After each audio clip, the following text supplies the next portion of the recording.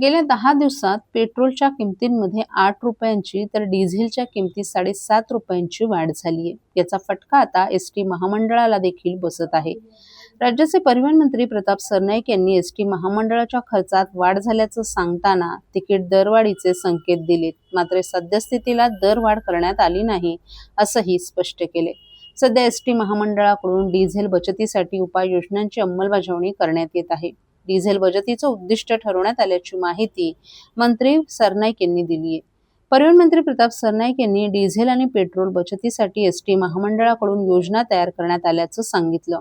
त्यानुसार दिवसाला 5 डिझेल प्रत्येक आगारातून बचत केली तर दररोज 1000 लिटर डिझेल वाचेल. सध्याच्या डिझेल दरानुसार 1,00,000 रुपये आर्थिक बचत होईल.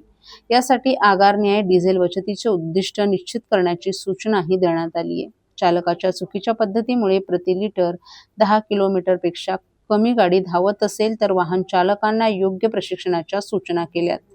बसची दररोजची तांत्रिक दुरुस्ती आणि तपासणी केल्यास बचत होईल. डिझेल बचतीत योग्य कामगिरी करणाऱ्यांचा सत्कार आणि प्रोत्साहन भत्ता देण्याच्या सूचना दिल्यात.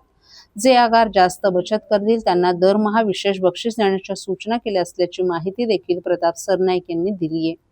तिकीट दरवाढीबाबत विचारलं असता मंत्री सरनाईक यांनी डिझेल आणि पेट्रोलचे दर वाढत असल्याचं सांगून डिझेल वाढीनं एसटीच्या उत्पन्नावर परिणाम झाल्याचं सांगितलं.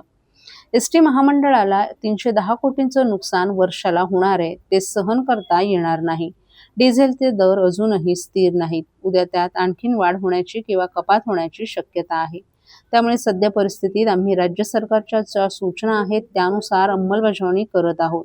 भविष्यात अशीच वाढ होत राहिली तर एसटी महामंडळाला भाडेवाढीशिवाय पर्याय राहणार नाही, ही वस्तुस्थिती असल्याचंही मंत्री सरनाईक यांनी स्पष्ट केलंय.